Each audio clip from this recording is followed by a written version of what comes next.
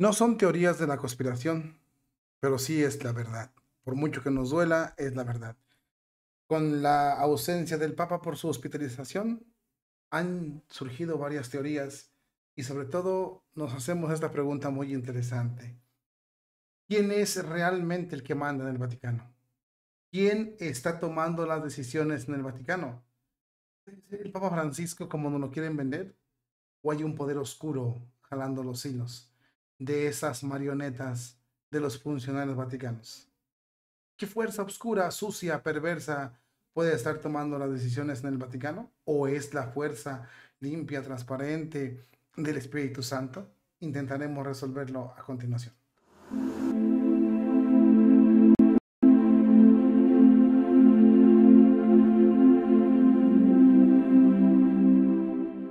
Habemus Papam, Cardinalem Ratzinger.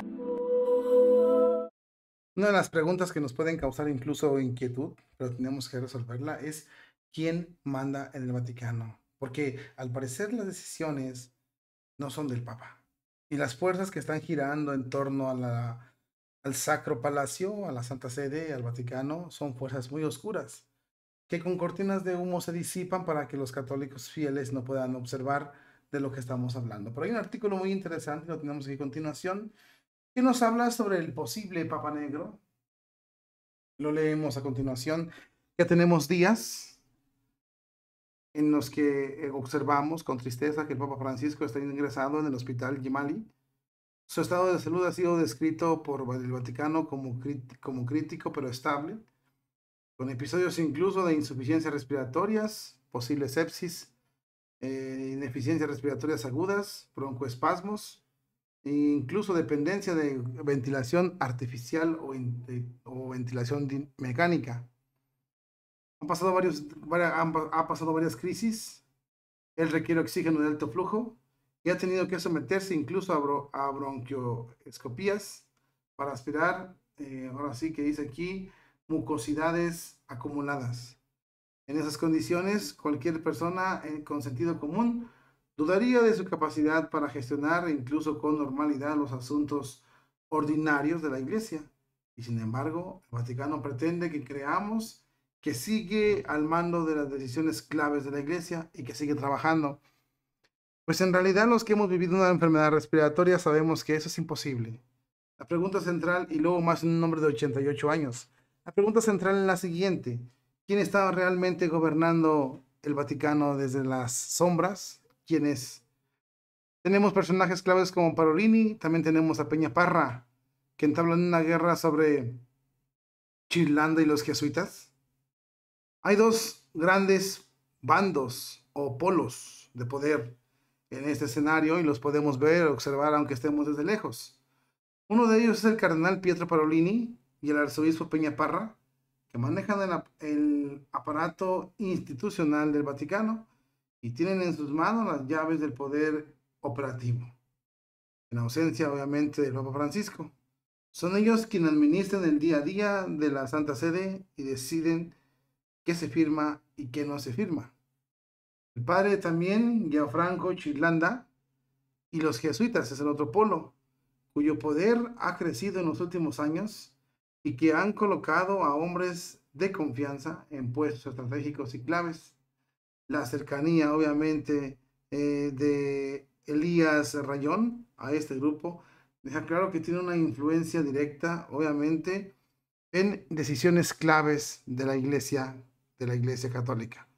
Influencia directa en decisiones claves de la Iglesia Católica.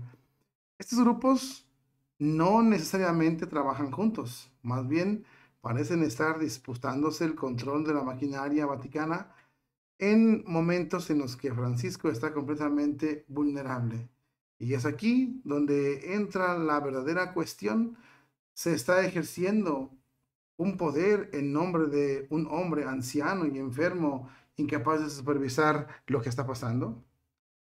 El paralelismo con lo que sucedió en Estados Unidos con Biden durante la última fase de su mandato es inevitable. La crueldad de mantener a un anciano al mando cuando claramente ya no se puede gobernar por sí mismo es la misma en ambos casos. Se aprovechan de su estado para hacer y deshacer a su antojo, mientras se refuerza las apariencias con normalidad. Hay otro fenómeno también muy importante, u otro punto muy importante que se llama de la sentencia del profesor Gastalueta a los nombramientos episcopales tan raros y mezquinos por parte del Papa Francisco. La misma lógica se puede aplicar a dos declaraciones recientes en relación a España, por ejemplo, pero son decenas de decisiones las que se están viendo en todo el mundo. Pero si traemos un poquito a España. El caso del profesor del Opus Dei Gastalueta fue Parolini quien decidió emitir la sentencia para congregarse con los jesuitas. Fue también Irlanda, con la influencia de Rayón, quien empujó la decisión. En cualquier caso, lo que sí está claro es que Satue nos ha pintado absolutamente hacia esta historia. Todo el mundo sabe que su papel ha sido el de un vulgar sicario, un simple ejecutor de una orden tomada por otros, utilizado por su falta, obviamente, de escrúpulos morales. El nombramiento también del obispo de Albacete se ha manejado, obviamente, desde la Secretaría de Estado, desde las esferas jesuitas. Una vez más, no hay claridad, pero nos quieren hacer creer que entre broncoespasmos y ventilaciones mecánicas no invasivas, el Papa ha tenido la cabeza fría para pensar en el futuro de esa diócesis de Albacete, y el hecho de que la noticia haya sido filtrada a un medio de extrema izquierda como religión digital solo refuerza la idea de que el proceso está vaciado por intereses políticos, obviamente más que intereses espirituales. Volvemos a la pregunta: ¿quién está mandando en la Iglesia Católica? Lo cierto es que lo que está ocurriendo es inaceptable. Cada acción jurídica pontificia tomada desde el lugar del Papa en el hospital debería ser puesta en entredicho. No podemos seguir aceptando esta teoría o esta farsa en la que nos quieren hacer creer que un hombre gravemente enfermo está firmando sentencias de documentos y discutiendo nombramientos y sobre todo gestionando la Iglesia Católica con una respiración mecánica. Obviamente, eso es increíble. La gravedad del asunto no se limita a estos casos concretos. Estamos ante una manipulación descarada de la autoridad pontificia y esto no puede quedar sin respuesta. Pero a lo que estamos viendo en la práctica sí quedará, porque nadie dará respuesta. Es hora de exigir transparencia, es hora de preguntarnos quién está gobernando realmente la Iglesia Católica en estos días, porque si Francisco no está en condiciones de tomar decisiones, entonces hay otro que lo está haciendo por él, y los fieles tienen derecho a saber quién es el que está gobernando. Si usted escuchó hace unos días la voz tan quebrada del Papa Francisco, quebrada cuando habló para el rezo del Rosario en la Plaza de San Pedro, es una voz titubeante, es una voz muy degradada, es una voz muy a fuerzas.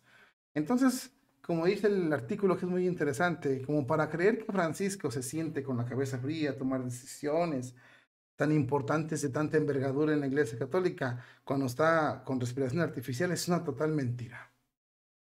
¿A quién quieren verle lo tonto? ¿A quién? Porque en realidad sí no lo quieren ver. Y esa es una acción que tenemos que entender. Alguien está gobernando en la Iglesia Católica. Alguien está mandando. No es Francisco. No es Francisco. Por su estado 88 años, con broncoespasmos, No.